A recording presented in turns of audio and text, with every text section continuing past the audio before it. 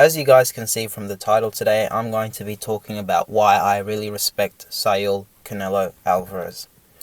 Now, there are a few boxing fans, guys, who are very, very critical of Canelo Alvarez, and I understand that to a certain degree because as boxing fans, we want to see the very, very best fights.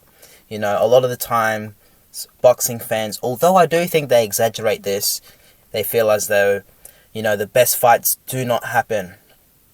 But what I want to tell you guys about Canelo Alvarez, if you look at him, you know, in terms of his activity last year he fought Avni Yildirim, Billy Joe Saunders, and Caleb Plant, and he won all of those by knockout. He went and unified and became undisputed at 168 pounds just like that within a year. So impressive from Canelo Alvarez. They are a section, well, actually there is a lot of boxing fans that want to see Canelo fight David Benavidez, Jermall Charlo, Demetrius Andrade, and they said, well, he's ducked these guys. But what I want guys to understand is that you cannot fight all of the elite fighters in your era. There will be some fighters that you just didn't fight. Like, for example, Lennox Lewis fought most of the top guys. He wasn't able to fight Riddick Bowe. Yes, because Riddick Bowe ducked him. I'm not trying to say that those other fighters are ducking him, but I'm trying to say when you're on the path of greatness, guys, you can only fight so many fighters. Canelo Alvarez is only one guy. So in the meanwhile, whilst Canelo is, you know, scheduled to fight Dimitri Bivol, which is his next fight, maybe guys like Charlo and Benavidez can fight, and the winner of that fight should probably fight Canelo. Maybe that would be the best option, you know, just to keep a continuation of, you know, the activity of fighters and their careers. So yeah, guys, Canelo Alvarez gets a lot of criticism, but I think he's done his part. If you compare Canelo to the other elite fighters, he fought 3 times last year. The other elite fighters fight, what, once, maybe twice a year at most. So Canelo Alvarez is very, very active. You rarely ever see the guy out of shape. Canelo Alvarez is shredded year round. Another point that I want to mention to you guys is the fact that Canelo has moved up in weight. This is not his first fight at 175 pounds. He fought Kovalev. And although Kovalev was on the decline, I admit that, it's still going up in a weight class, which is a big difference, guys. People think, well, there's so many weight classes in boxing, but when your weight drain 1, 2, 3 pounds can make a big difference, and your opponent is going to hydrate, and come fight night, they're going to be very, very big. So Canelo Alvarez is challenging himself by moving up in weight classes. And you could argue that, yes, even though Kovalev was on the decline, the fact that Canelo has moved up in weight negates the fact that Kovalev was on the decline and makes the fight, you know, on a relatively even playing field, even though Kovalev wasn't at his prime. He's going up in weight to fight Dimitri Bivol, who is in his prime. This is going to be a great fight, so make sure you guys tune in and watch it. Canelo is such a big draw. His fan base is absolutely massive. He's done such a great job, and he's a fantastic ambassador for the sport of boxing. You must understand, guys, that it's almost impossible when you've got so many talented fighters.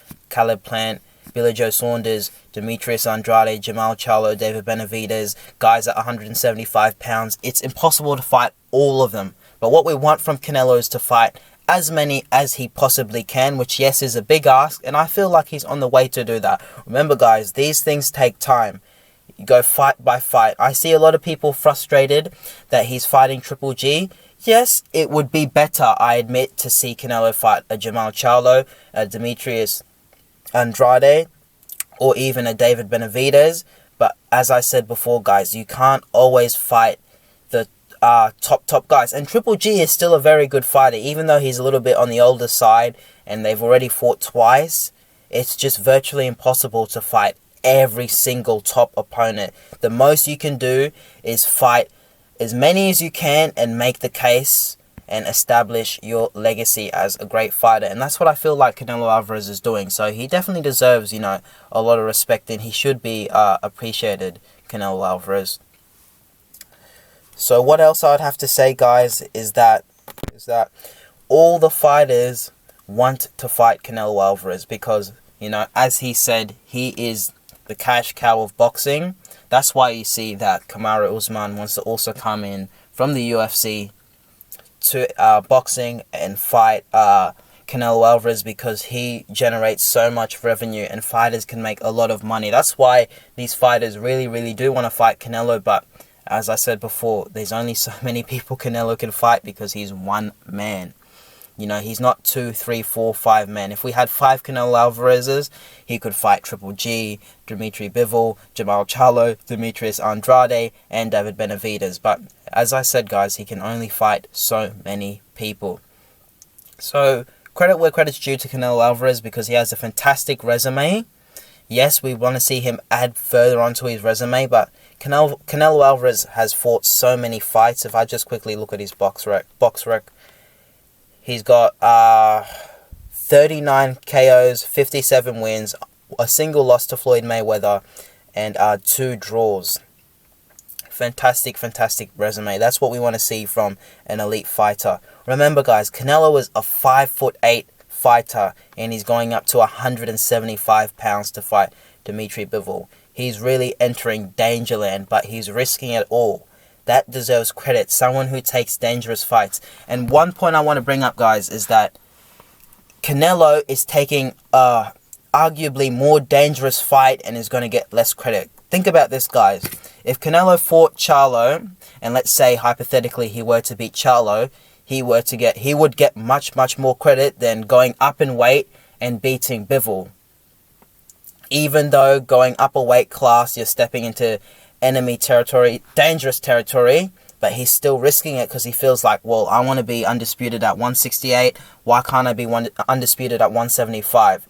That is a big risk he's taking because he's chasing belts, he's chasing legacy, and you have to admire how quickly Canelo has become undisputed. Part of that is due to just having such a big fan base. Canelo can really pick the fights he wants. Canelo's also, I'm pretty sure he's a free agent, so he works on a fight-by-fight basis.